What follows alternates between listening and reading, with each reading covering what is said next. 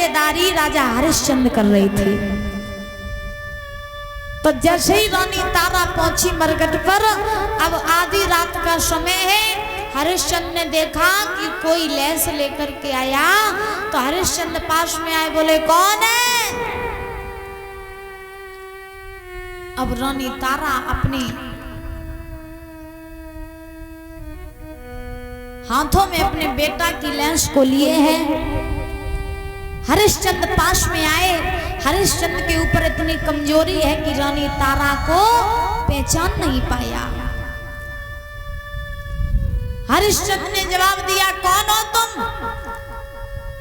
और आधी रात के समय तुम स्त्री होकर के इस मरघट पर क्या कर रही हो? रानी तारा ने जैसे ही हरिश्चंद्र को देखा, रानी तारा बोली, महाराज आप इस मरघट पर क्या कर रहे हो? जैसे ही हरिश्चंद्र ने अपनी रानी तारा के वचन सुने, हरिश्चंद्र बोले, तुम यहाँ क्या कर रही हो आधी रात के समय? रानी तारा ने जवाब दिया कि हे महाराज, ये हमारे बेटे की लैस है। हमारे बेटे को काले नाग ने खा लिया और हमारा बेटा अब हमारे पास नहीं रहा। हमारे बेटे का हम अंतिम संस्कार करने के लिए यहाँ पर आए हैं। महाराज, मेरे बेटे का अंतिम संस्कार कर दीजिए। हरिश्चंद्र बोले, हे रानी तारा, हम तुम्हारे बेटे का अंतिम संस्कार ऐसे नहीं करेंगे। बोली, तो कैसे करोगे महाराज? हरिश्चंद्र बोले, हम तब अंतिम संस्कार करेंगे जब तुम हमें कर और टका दोगी, तभी तुम्हारे बेटे का अंतिम संस्कार होगा। रानी तारा ने जवाब दिया, कैसी बातें कर रही हो आप? अरे ये केवल मेरा बेटा नहीं है, ये आपका भी बेटा है, और आप अपने बेटे के अंतिम संस्कार के लिए कर टका मांग रहे हो। महाराज, फूटी कौड़ी नहीं है हमारे पास में, हम कर और टका कहां से देंगे? मेरे बेटे का अंतिम संस्कार कर दो। और बोली है रानी तारा, बेटे का अंतिम संस्कार कर दो महाराज। हरिश्चंद्र ने जवाब दिया, नहीं करेंगे,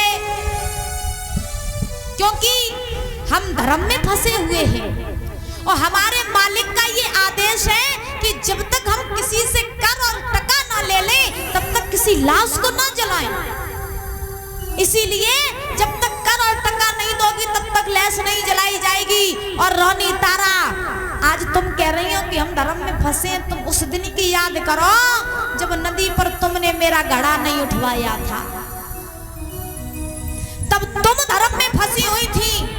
तुमने कहा था कि हमारा घड़ा एक मैतर का है, तुम्हारा घड़ा एक पंडित्योनी का है। अगर तुम मेरा घड़ा छू लेती तो तुम्हारा धर्म नष्ट हो जाता। वैसे ही रानी तारा, आज मैं भी धर्म में फंसा हूं।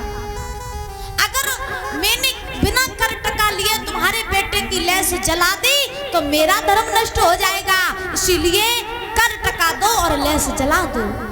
अब बोले हरिश्चंद्र, सुनो, अरे सामने संकट पड़ो और पियाते ने कठिन भेजा थानी।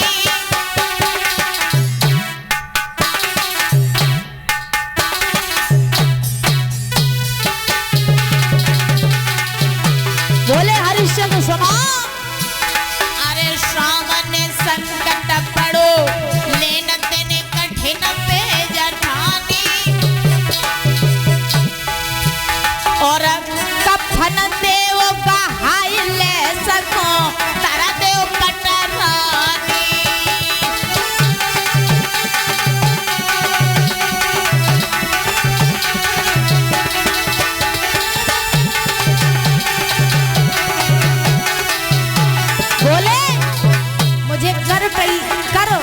और टका चाहिए, तभी मैं तुम्हारे बेटे की लैस जलाऊंगा। अरे नाराम कफन के भूखे, अरे नाराम कफन के भूखे, और एक टका के काज रात दिन मरघट में सूखे।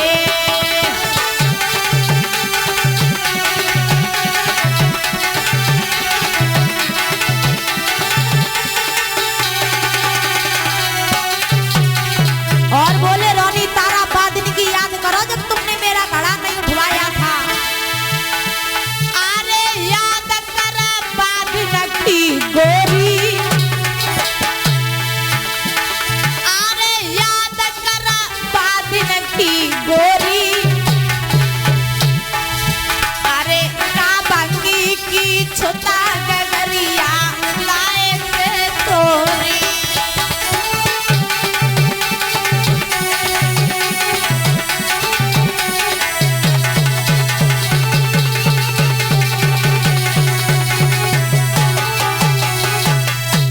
प्यारे भक्तों, राजा हरिश्चंद्र ने रानी तारा से खुले शब्दों में कह दिया कि लैस तो तभी जलाई जाएगी जब तुम कर टका दोगी। रानी तारा समझ गई कि ये महाराज मानेंगे नहीं, तो उसी समय रानी तारा जो थी वो महाराज अपने ऊपर एक फटी हुई साड़ी पहने थी। जब वो साड़ी पहने थी तो रानी तारा ने क्या किया कि महाराज उस साड़ी को उतार लिया और आधी फाड़ करके बेटा रोहित के ऊपर कफन के रूप में डाल दी और आधी साड़ी महाराज कर के रूप में हरिश्चंद्र को दे दी। अब जैसे ही हरिश्चंद्र को दी है, देने के बाद में हरिश्चंद्र ने महाराज उस लैस का अंतिम संस्कार किया। अंतिम संस्कार करने के बाद में इधर श्री सुखदेव जी समझा रहे हैं राजन परीक्षित, रानी तारा जो है आज वो दुखिया विपता की मारी, दुख की मारी काशी में आई, तो काशी में एक सती का मंदिर था। मंदिर उसी में आ करके वो तारा महाराज उस मंदिर में प्रवेश कर गई और जैसे ही उस मंदिर में प्रवेश किया तो मैया तारा उसी मंदिर में महाराज जा करके सो गई। क्योंकि बताया जाता है कि जब दुख आते हैं मनुष्य के ऊपर तो दुख में चाहे भूख सताए या नींद सताए, उसी समय आज रानी तारा महाराज उस मंदिर में प्रवेश कर गई और प्रवेश करने के बाद में वहां पर मैया तारा सो गई। जान नहीं पाया कि कब आंख लग गई। अब कपटी विश्वामित्र को फिर भी चैन नहीं पड़ा। उन्होंने क्या किया कि महाराज काशी में से 2 बालकों को चुरा लिया और काट करके उनका रक्त लेकर के रानी तारा के मुख में लगा दिया। और ऐसा ही नहीं, अरे 12 कर्म में लिखी और सती के मठ मेरे घुसे आई।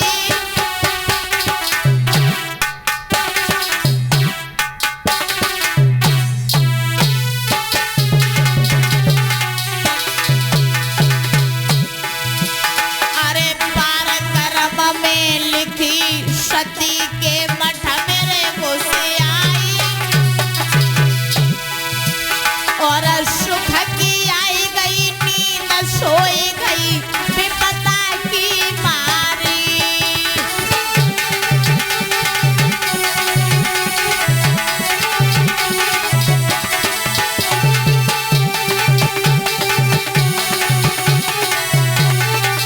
और ऐसा ही नहीं, अरे मुनिया ने आई करी चोरी,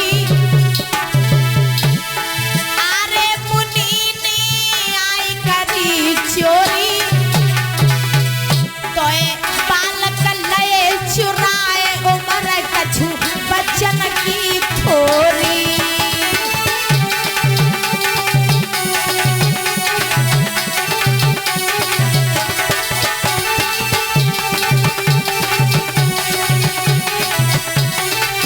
और ऐसा ही नहीं, अरे काट दे चोराए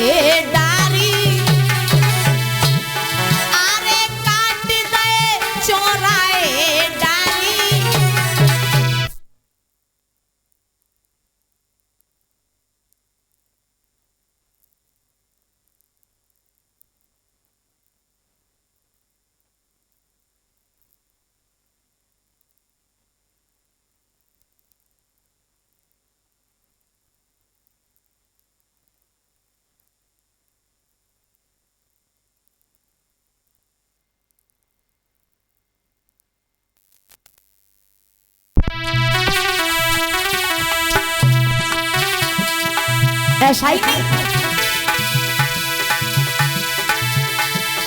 अरे